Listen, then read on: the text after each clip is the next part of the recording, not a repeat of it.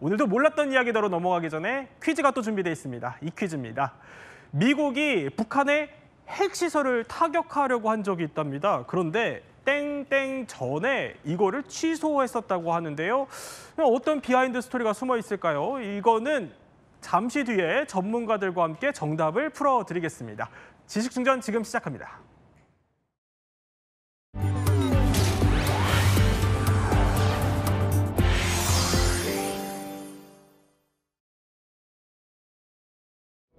주권국가의領土 안정과 안전利益을 난폭하게 유린한 미국의 대이란 공격 행위를 강력히 규탄한다.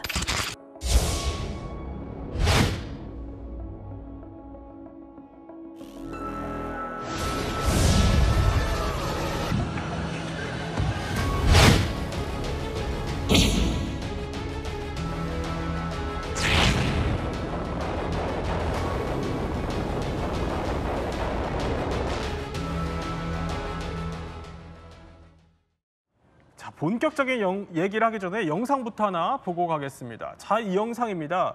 저 B2 스텔스 폭격기가 저렇게 준비가 되어 있고요. 활주로를 타고 이제 B2 스텔스 폭격기가 뜨게 됩니다. 자, 뜨게 되면은 어디로 가게 될까요? 자, 저렇게 가오리 형태로 생긴 B2 스텔스 폭격기가 떠서 심야의 망치 작전, 저렇게 지금 공중을 날아오릅니다. 그러니까 지난 21일 미국이 이란의 핵시설 3곳을 대상으로 대규모 정밀 공습 작전을 벌였던 그 심야의 망치 작전을 재구성한 영상입니다. 저렇게 날아오르고요. 지금 핵시설이 보이기 시작합니다. 자, 저 핵시설에 투하되는 거는 벙커버스터. 그러니까 GBU-57이 밑에서 문이 열리면서 곧바로 투하됩니다. 자, 이 장면 마치 실제 영상 같지만요. 아마도 이랬을 것이다라는 가정하에 만들어진 사실 제작 영상입니다. 김대엽 평론가. 물론 뭐 가상 영상이긴 하지만 현실감이 굉장히 넘칩니다. 거의 비슷하다고 보시면 됩니다. 그래요? 그러니까 예를 들어서 지금 이제 이 포르도, 이스라엘이 사실 이제 포르도 핵시설 같은 경우에는 안반 70m 아래, 그러니까 고농축 우라늄 원심 분리기라든가 이제 저장 시설들이 있었습니다. 근데 이제 이스라엘이 가진 벙커버스터로는 이게 해결이 안 되는 거예요. 그래서 이제 사실 이제 미국만 가진 GBU-57 마비라는 이 초대형 벙커버스터를 이용해서 이번에 이 포로도 핵시설을 무력화시켰는데, 근데 이렇게 생각하시면 돼요. 이제 B2 폭격기 6대가 총 동원했습니다. 그래서 GBU-57 맙을 12발을 떨어뜨렸어요. 12발. 근데 포르도 시설 잘 보면은 그 이제 비밀스러운 환기구가 한 2군데가 있었어요. 근데 거기로 각각 6발씩 이 GBU-57 맙을 떨어뜨린 거예요. 그러니까 이렇게 생각하시면 됩니다. 골프에 비유하자면 홀인원을 한 12번 했다라고 생각하시면 되는 거예요. 12번. 같은 구멍으로 계속적으로 이제 폭탄을 떨었거든요. 근데 이 GBU-57 맙 같은 경우에는 보통 이제 지표면 기준으로 하면 한 60m 밑에까지 이제 들어가는데, 생각해보세요. 이걸 한 6번 각기 다른 구멍에다가 계속 떨고 쓰니까 어마어마한 안에서 파괴가 일어나는 거죠. 아니, 그러면은 사실 물론 가상의 영상이긴 하지만 자, 이 장면을 김정은도 어느 정도 예측을 하고 있을 것 같습니다. 굉장히 떨고 있을 것 같은데요. 작전명 미드나잇 해머인데 김정은 입장에서는 정말 아닌 밤중에 홍두깨로 맞은 격이 이렇게 되겠죠. 그런 악몽을 아마 떠올릴 겁니다. 김정은 입장에서는 밖에 사람들은 북한은 핵을 가지고 있으니까 좀 다를 거야 이렇게 얘기하지만 막상 자기 입장에서는 나도 언젠가 저런 운명에 처할 수가 있어. 트럼프 말 안 듣고 잘못 핵을 가지고 버티다간 저렇게 될 수 있겠구나. 이런 생각을 할 수도 있고요. 트럼프가 우리가 이란을 때렸어요. 이렇게 발표를 한 담화 직후에 북한 외무성이 담화를 냈습니다. 공습이 주권 침해와 국제법 위반이다. 이렇게 비난을 하면서도 트럼프 이름을 한마디도 거론을 안 했어요. 그래요? 뭔가 트럼프 심기를 건드렸다간 좀 곤란하겠다. 아주 절제하는 모습이 보이고 있습니다. 트럼프 이름까지는 거론을 안 했다. 근데 이렇게 김정은이 사실 긴장하는 이유는 사실 설명을 해주셨던 것처럼 북핵에 대한 타격 가능성이 있기 때문입니다. 그렇죠. 그러면 일단 김구엽 부장관, 북한의 핵시설이 어디에 있는지부터 한번 살펴볼까요? 일단 가장 많이 알려진 핵시설은 이 풍계리 핵실험장이 있겠죠. 또한 두 번째는 북한이 오래전부터 플루토늄을 추출하는 데 사용이 되었던 영변 핵시설이 있습니다. 여기는 2009년에 북한이 또 비핵화의 의지를 보인다면서 냉각탑을 폭파시킨 전례도 있었습니다. 그만큼 대단지고 여전히 가동 중인 그런 핵단지입니다. 또한 하노이 회담 때 트럼프 대통령이 콕 집어서 이것까지도 비핵화를 해야 된다고 얘기했던 이 강선지구에 고농축 우라늄 시설이 있습니다. 이렇게 크게 알려진 새 시설 이외에도 평양 인근에도 있고요. 자강도에도 있고 뭐 천마산 근처에도 있고 곳곳에. 기타 다른 어떤 소형 원자로까지 합치면 정말 많은 핵시설들이 북한 전역에 뿌려져 있다고 보시면 됩니다. 그렇게 전역에 뿌려져 있지만 김정은은 뭐 영변 이외의 핵시설은 인정하지 않고 있습니다. 그래서 2019년 2월에 하노이 회담 노딜의 핵심 원인이 이거이기도 했었는데 일단 양국 입장부터 들어보시죠. So he was willing to do Yongbyon, but you wanted more than that, I assume. We had to have more than that. Yeah, we had to have more than including and the uranium, including yeah, the second uranium enrichment plant. Exactly, and we brought many points up that I think they were surprised that we knew. 미국 측은 영변지구 핵시설 폐기 조치 외에 한 가지를 더 해야 한다고 끝까지 주장했으며 따라서 미국이 우리의 제안을 수용할 준비가 되어 있지 않다는 것이 명백해져 있습니다. 사실 제가 저 현장에 있었어요. 베트남 하노이 회담 때 최선희 외무상도 실제로 만나보고 했었는데 그때도 저희 취재진한테 계속 얘기한 게 우리 영변밖에 없다. 계속 강조를 했거든요. 근데 트럼프는 사실 아니다. 너네 영변 말고 더 갖고 있는 거 우리 다 알고 있다 이랬었는데 그래서 김정은이 꽤 당황했었어요. 그렇죠. 김정은 입장에서는 플랜 B를 준비를 안 해간 거예요. 아마도 누군가 조언을 했던 것 같은데 영변만 내놓으면 대북 제재, 북미 관계 개선 될 수 있어. 이렇게 하니까 가서 영변 우리가 내놓겠어요. 뭘 좀 주세요. 그러니까 트럼프가 우리 그거 말고 너희 딴 거 가지고 있는 것도 알고 있는데 강선이나 뭐 이런 데도 있잖아. 이러니까 김정은이 거기서 어버어버 한 거죠. 당황한 거죠. 거기서 이제 패가 꼬인 거예요. 이거는 그 앞서서 하노이 회담에 앞서서 싱가포르 때 분위기가 너무 좋았잖아요. 트럼프가 막 다 들어줄 것처럼 해줬어요. 그러니까 김정은이나 북한의 외교 라인에서는 방심을 했던 겁니다.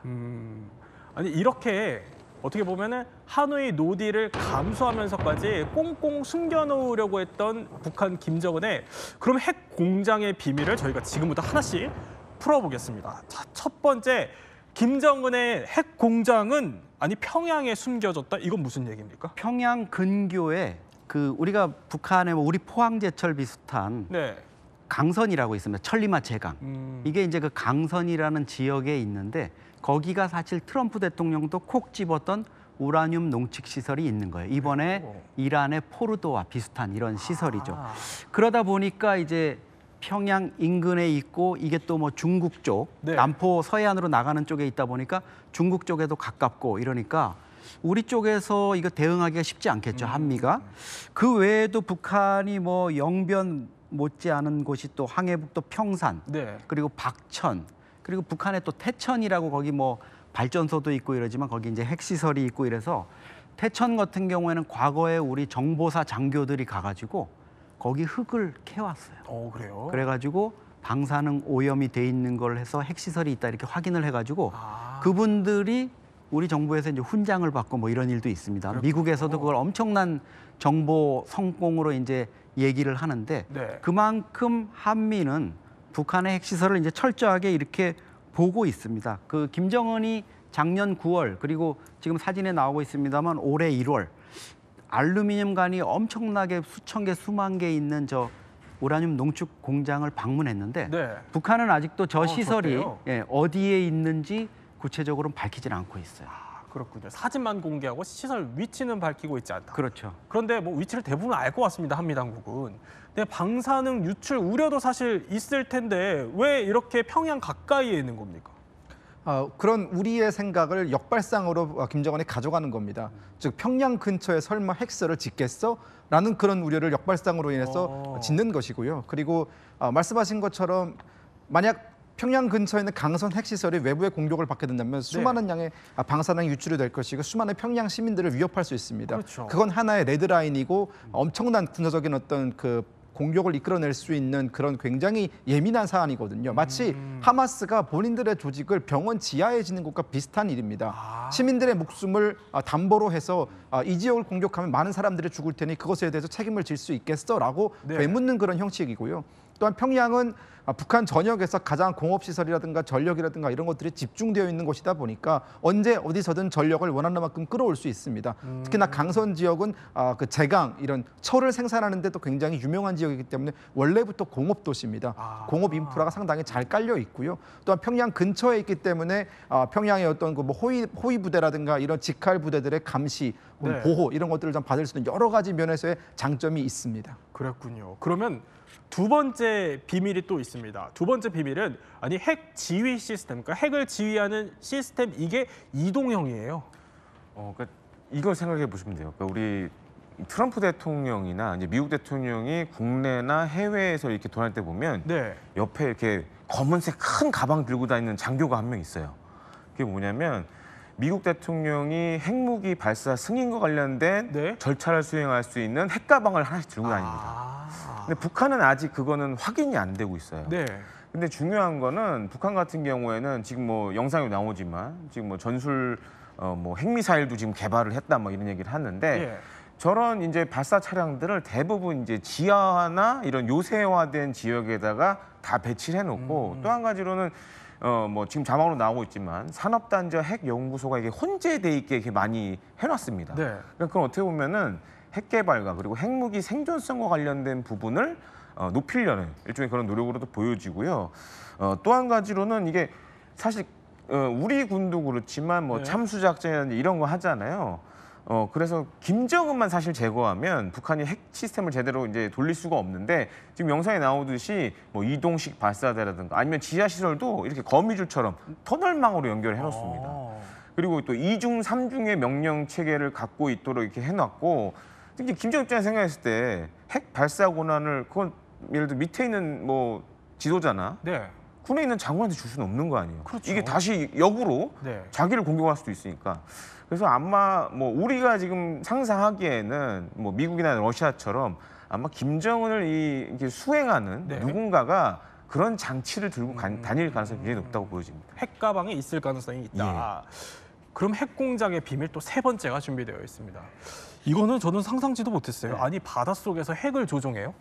핵 무인 수중 공격정입니다.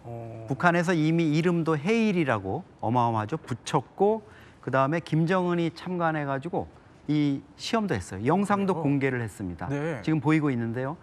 저게 59시간이나 수중에서 활동을 하는 이런 모습을 북한이 이제 공개를 했는데 그때 보니까 네. 수심 80m에서 150m 깊이에서 움직여요. 그럼 이건 탐지도 못하고 여러 가지 어려운데 이게 이제 러시아가 갖고 있다는 그 수중 어뢰, 수중 핵 어뢰 포세이돈을 본뜬 거라고 볼 수 있습니다. 그래요? 이게 뭐 위력이 상상 이상인데요. 2메가톤 이 정도의 폭발력을 가져가지고 수중에서 폭발할 때 한 500m 높이의 해일을 만든다 그래요. 그럼 이게 어디에 효용적이냐? 이걸 만약에 유사시에 부산항 쪽이나 이런 쪽으로 이동시켜가지고 폭발을 시킨다면 네. 전시에 한미 연합 작전이라든가 이런 걸 위해 가지고 미군이 뭐 병력만 한 69만 명 이렇게 들어오는데 이게 부산항 쪽으로 들어오게 돼 있거든요. 그쪽에 뭐 어뢰나 기뢰 이런 것도 있겠지만은 이 핵 어뢰를 가지고 대형 해일을 일으킨다면 사실은 여러 가지 어려움이 있겠죠. 북한은 지금 다양한 방법으로 핵을 이용해 가지고 한반도에서 전쟁을 대비를 하고 있는 것 같습니다. 그러면 핵 공장의 비밀 네 번째도 또 준비되어 있습니다. 네 번째 비밀은 인공위성에서도 핵을 쏴요? 지금 이제 우리가 가장 우려하는 시나리오 중에 하나가 뭐냐면 네. 그러니까 북한이 예를 들어서 뭔가 남침을 하기 전에 우리나라 고고도에서 핵폭탄을 터뜨리는 거예요. 그럼 이제 EMP 효과가 발생을 하죠. 네. 그럼 예를 들어서 이제 군에 쓰는 물론 이제 군에 쓰는 장비들은 EMP도 일부 이제 적용을 합니다. 여기에 대응할 수 있는 것도 그리고 이제 중요 지휘 시설도 EMP를 차단할 수 있는 장비들을 갖고 있어요. 네. 근데 만약에 상공에서 EMP가 빵 터져버리면 뭐 서울 전역 혹은 경기도 남한 절반 정도의 전자장비들이 다 망가지는 거죠. 그래요. 그래서 이제 우리 군이 지금 이제 미국으로부터 도입하려는 것 중에 하나가 그 문제 때문에 요격할 수 있는 SM-3라는 미사일을 사실은 도입을 하려고 지금 준비를 하고 있어요. 네. 그리고 또 한 가지로는 이제 향후에 만약에 북한의 우주 기술이 발전이 되면 예를 들어서 인공위성에다가 핵탄두를 탑재해가지고 네. 띄워놓는 거죠. 그러고 나서 우리나라 상공을 지날 때 터트려 버리면 EMP 효과가 또 발생을 하는 거죠. 그러면 또 이제 마비가 될 수 있고. 그래서 물론 이제 북한이 그 정도의 인공위성을 만들려면 사실 지금의 기술로는 안 됩니다. 네. 하지만 지금 이제 북러 관계가 워낙 좋아지고 있기 때문에 그런 것도 하나의 변수가 될 수 있다고 보여집니다.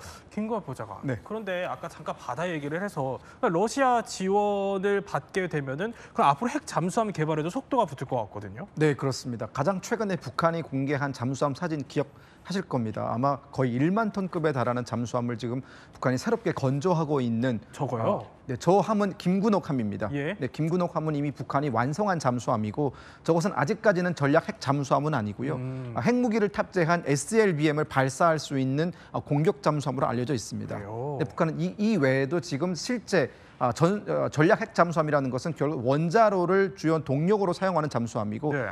6개월에서 1년 동안 자망을 해서 밖으로 나오지 않고 은밀하게 작전을 수행할 수 있는 잠수함이 바로 전략 핵 잠수함인데 만약 전략 핵 잠수함과 또한 SLBM을 싣고 돌아다닌다면은 유사시 한국으로 들어오는 미군 전력을 완벽하게 차단할 수 있기 때문에 우리 입장에서는 상당히 경계해야 되는 그런 자산인 건 맞습니다. 아까 설명해 주신 게 이거. 예, 그렇습니다. 현재 북한이 건조하고 있는 잠수함인데 이거는 구축함 사진이죠. 네. 예. 근데 만약 러시아가 지금 전략 핵 잠수함 기술을 가지고 있는데 북한이 파병에 대한 대가로 그것을 요구하게 될 경우 예. 우리가 정말 예상하지 못한 방향으로 북한의 해군력이 강화될 수 있기 때문에 그런 점에 대해서는 우리가 좀 세밀하게 좀 지켜봐야 되는 부분이 있습니다. 그렇군요. 이렇게 뭐 어떻게 보면은 땅 속부터 바닥 속까지 핵을 아주 치밀하게 준비를 해놓고 있는 건데 그럼 북한이 보유한 핵 탄두는 얼마나 됩니까? 뭐 여러 전문가들이나 혹은 전문 기관에 따라서 수량은 조금 다르지만 종합적으로 봤을 때 약 50기에서 90기 정도의 핵탄두를 이미 북한이 보유를 했다. 이미? 예, 그렇습니다. 그리고 향후 6개월 이내에 북한은 같은 수량의 핵무기를 언제든지 만들어낼 수 있다라고 했고요. 네. 특히나 실질적으로 2022년에 당중앙위원회 전원회의가 있었는데요. 김정은이 그 전원회의에서 앞으로 핵무기의 보유량을 기하급수적으로 늘려라라고 지시를 한 바가 있습니다. 그렇기 때문에 앞으로 지금 북한이 보유할 핵무기의 양은 지금 90기보다 훨씬 늘어나는 양일 수도 있다는 점입니다. 그렇다면 자 이렇게 많은 핵탄두를 보유한 북한의 핵시설이 만약에 이란처럼 네. 타격이 된다면 어떤 일이 벌어질지 저희가 가상 시나리오를 한번 준비를 해봤습니다. 전문가분들과 한번 짚어볼 텐데 자 물론 어디까지나 가정적인 상황일 뿐이라는 점 그리고 우리가 이거에 대비하기 위해서 짚어본다는 점 짚어드리겠습니다. 일단 이영조 소장, 트럼프가 북한 핵시설을 만약에 타격한다면 벌어질 일 첫 번째 가상 시나리오입니다. 그러니까 방사능이 일단 유출이 될 수 있다 이런 우려들이 나와요. 그렇습니다. 영변의 핵단지라든가 강선의 우라늄 농축 시설이 피폭이 될 경우에 수천 테라베크렐에서 수십만 테라베크렐까지의 방사능이 유출될 수 있다 이런 얘기가 나오는데요. 네. 이게 과거에 이제 소련 체르노빌 원전이 폭파됐을 때 누출된 방사능량의 버금가는 수치다. 그리고 영변에서 어떤 폭발이 있었을 경우를 가정할 경우에 네. 뭐 풍향이나 이런 거에 의해서 다소 변수가 있겠지만은 우리 서울 수도권 일부에서도 단기적으로 호흡기 또 피부에 노출이 있을 수 있다 이런 지적이 나오고 있고요. 예. 강선 같은 경우에는 특히 이제 우라늄 농축 시설이거든요. 이 우라늄 농축 시설 같은 경우에는 피폭이 됐을 때 외폭에 의한 피해도 있을 수 있지만 내폭 그러니까 호흡기로 뭐 들이마신다거나 아니면 뭐 음식, 물 섭취를 통해 가지고 들어가서 네.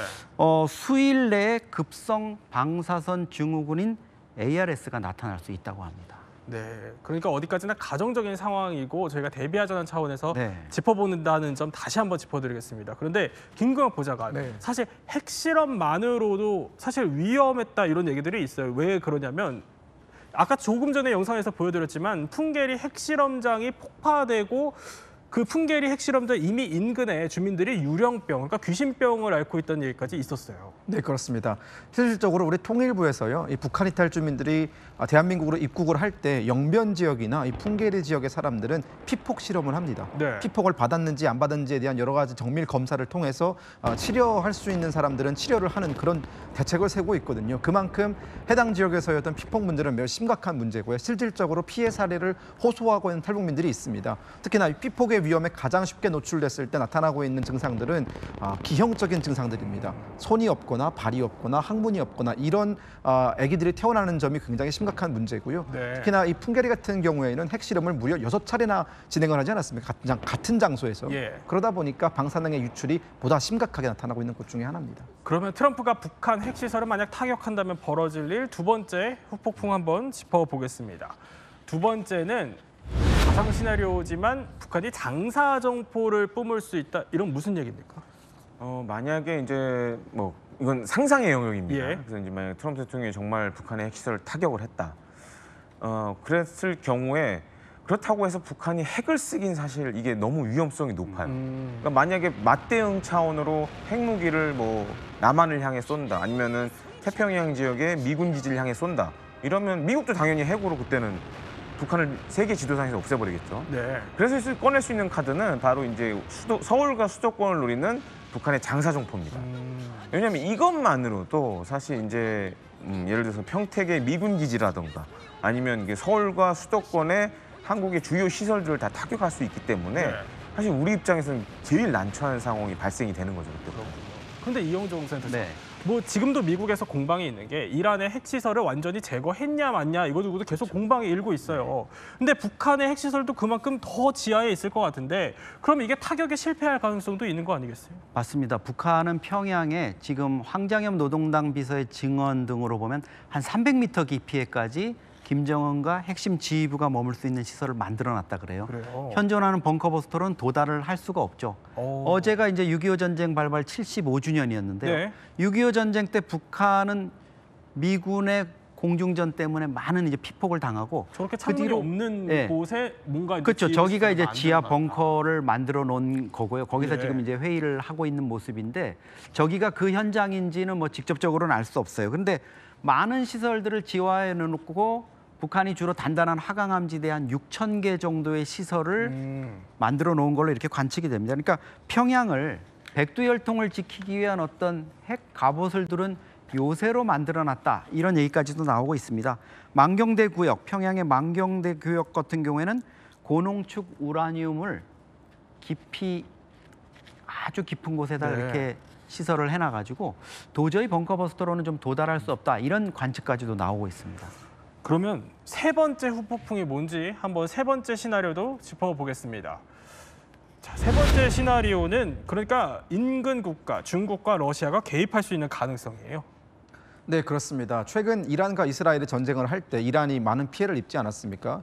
이란의 전통적인 우방국인 중국과 러시아가 개입을 하지 않은 점을 두고 많은 전문가들이 북한이 공격받았을 때에도 중국과 러시아가 개입을 안 할 가능성을 거론을 했는데 네. 사실상 이란은 중국과 러시아와 국경을 직접적으로 맞대고 있지 않습니다. 중요한 전략적 가치를 지녔지만 국경까지 마주하고 있지는 않거든요. 그러나 북한 같은 경우에는 중국과 러시아와 직접적으로 국경을 맞대고 있는 매우 인접한 국가입니다. 그렇기 때문에 이 순망치한의 논리에 의해서 만약 압록강 일대까지 뭐 우리 한국 국군이라든가 미군이 진출을 하게 될 경우 중국이라든가 러시아가 여기에 반드시 반응할 것이라는 것은 사실상 이거는 저희가 부정할 수 없는 사실이고요. 또 중국과 러시아 모두 핵을 보유한 핵 강국들이기 때문에 네. 만약 자칫 잘못해서 분쟁이 확전으로 이제 치닫게 될 경우 우리가 상대해야 되는 적들이 굉장히 많아지게 된다는 것이고 굉장히 강력한 대상이라는 것이죠. 그것이 어떻게 보면 가장 큰 골칫거리인 것 같습니다.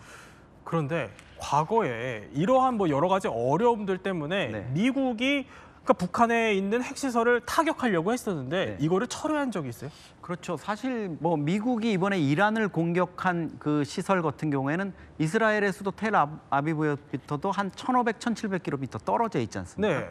근데 평북 영변 핵시설하고 서울하고 거리는 270km밖에 안 됩니다. 아, 굉장히 가깝네요. 예, 그럼 뭐 피폭에 대한 그런 것도 있지만 우리가 반격을 받을 가능성 이런 것들도 충분히 있고 그 다음에 이제 우리 국민들의 어떤 또 대북 타격에 대한 정서 이런 게 있지 않습니까? 네. 뭐 과거에 94년 타격 그 계획이 있을 때도 우리 김영삼 당시 대통령이 반대해가지고 미국이 결국은 철회했다는 이런 부분이 있기 때문에 미국 입장에서는 이 부분을 쉽게 결정하기가 좀 어려울 거다 이렇게 볼 수가 있습니다. 그렇군요. 그럼 이쯤에서 퀴즈 정답이 나왔다고 합니다. 네. 퀴즈 다시 한번 볼까요? 그러니까 미국이 북한의 핵시설을 타격하려고 했지만 그러니까 2시간 전에 이거를 취소했다 이런 얘기가 맞습니다. 있었군요. 그때 이제 YS가 미국에다가 이건 절대 안 된다 네. 이렇게 했기 때문에 결국은 직전에 이제 취소를 한 걸로 이렇게 나중에 밝혀졌죠. 작전 개시 2시간 전에 전격 취소가 됐었군요. 그럼 이번에는 어떨지 궁금합니다. 김대엽 평론가. 예. 트럼프가 이 북한 핵시설을 어떻게 좀 해결하려고 할까요? 아마 협상으로 할 가능성이 가장 높다고 보여지고요. 뭐 앞서 우리 이영록 센터님도 얘기했지만 네. 저도 이제 과거에 비슷한 사례를 몇 번 봤었는데 미국이 우려하는 건 그거예요. 북한이 핵도 가지고 있지만 막대한 양의 화학 무기도 갖고 있습니다. 네. 그래서 과거 이제 주한미군 훈련 가보면 이 화학 무기 제독한 훈련 엄청 많이 했거든요. 근데 요번에 이제 미국이 이란을 저렇게 B2 폭격기를 이용해서 공습을 했기 때문에 제가 보는 지금 관건 중에 하나는 뭐냐면 네. 북한이 이제 얼마 전에 트럼프 대통령의 친서를 전달받았는데 이제 그걸 수령을 거부했다라는 뭐 그런 소식이 그렇죠. 한번 들렸잖아요. 그럼 다음에는 과연 어떻게 이걸 할까? 받을까? 혹은 받지 않을까? 그거에 따라서 향후 이 미북 관계가 좀 뭔가 좀 다양하게 변할 수도 있다라고도 이렇게 보여집니다. 네, 세 분과 함께 베일에 가려진 북한의 핵시설 두고 몰랐던 이야기 한번 살펴봤습니다.